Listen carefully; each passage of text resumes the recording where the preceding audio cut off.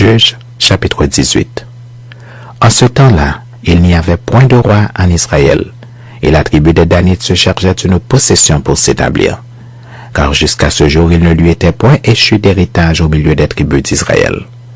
Les fils de Dan prirent sur eux tous parmi leurs familles 5 hommes vaillants qu'ils envoyèrent de Tsoréa à Estaol pour explorer le pays et pour l'examiner.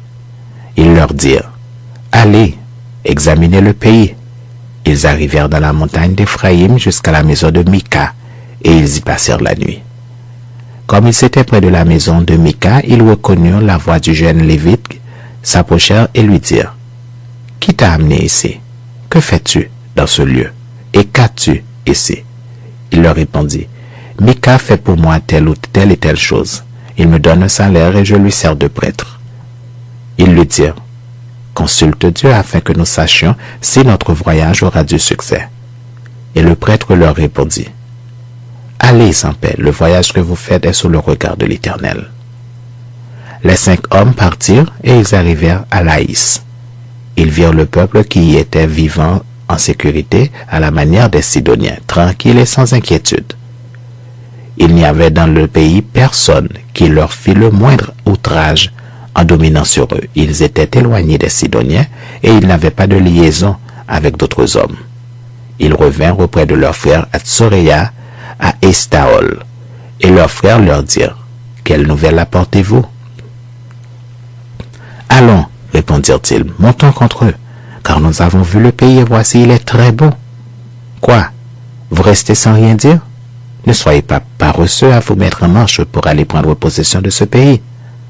Quand vous y entrerez, vous arriverez vers un peuple en sécurité. Le pays est vaste et Dieu l'a livré entre vos mains. C'est un lieu où rien ne manque de tout ce qui est sur la terre.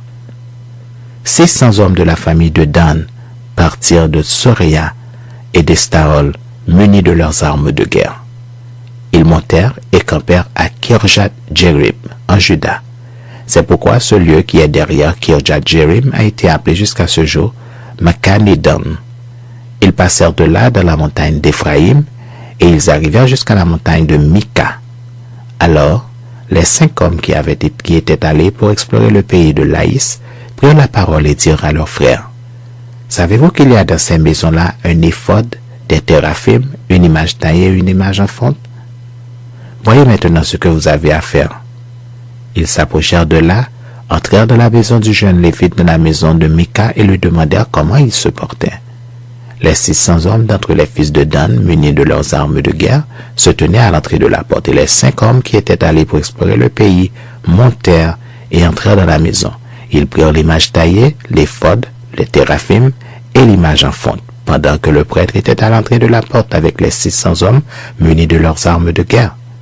Lorsqu'ils furent entrés dans la maison de Mika et qu'ils eurent pris l'image taillée, l'éphod, les téraphim et l'image en fonte, le prêtre leur dit, « Que faites-vous? » Ils lui répondirent, « Tais-toi, mets ta main sur ta bouche et viens avec nous, tu nous serviras de père et de prêtre. Vaut-il mieux que tu serves de prêtre à la maison d'un seul homme, ou que tu serves de prêtre à une tribu et à une famille en Israël? » Le prêtre éprouva de la joie dans son cœur. Il prit l'éphod, les téraphim et l'image taillée et se joignit à la troupe. Ils se remirent en route et partirent, en plaçant devant eux les enfants, le bétail et les bagages. Comme ils étaient déjà loin de la maison de Mika, les gens qui habitaient les maisons voisines de celle de Mika se rassemblèrent et poursuivirent les fils de Dan. Ils appelèrent les fils de Dan qui se retournèrent et dirent à Mika, « Qu'as-tu? Et que signifie ce rassemblement? » Il répondit, « Mes dieux que j'avais faits, vous les avez enlevés avec le prêtre et vous êtes partis. Que me reste-t-il? Comment donc pouvez-vous me dire qu'as-tu? » Les fils de Dan lui dirent, « Ne fais pas entendre ta voix près de nous, sinon des hommes irrités se jeteront sur vous et tu causeras ta perte et celle de ta maison. » Et les fils de Dan continuèrent leur route. Mika, voyant qu'ils étaient plus forts que lui, s'en retourna et revint dans sa maison.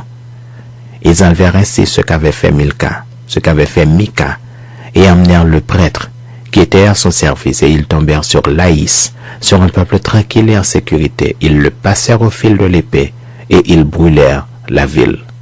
Personne ne la délivra car elle était éloignée de Sidon, et ses habitants n'avaient pas de liaison avec d'autres hommes. Elle était dans la vallée qui s'étend vers Beth-Rehob. Les fils de Dan rebâtirent la ville et y habitèrent.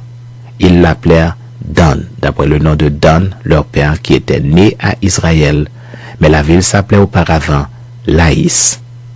Ils dressèrent pour eux l'image taillée, et Jonathan, fils de Gershom, fils de Manassé, lui et ses fils, furent prêtres pour la tribu des Danites, jusqu'à l'époque de la captivité du pays.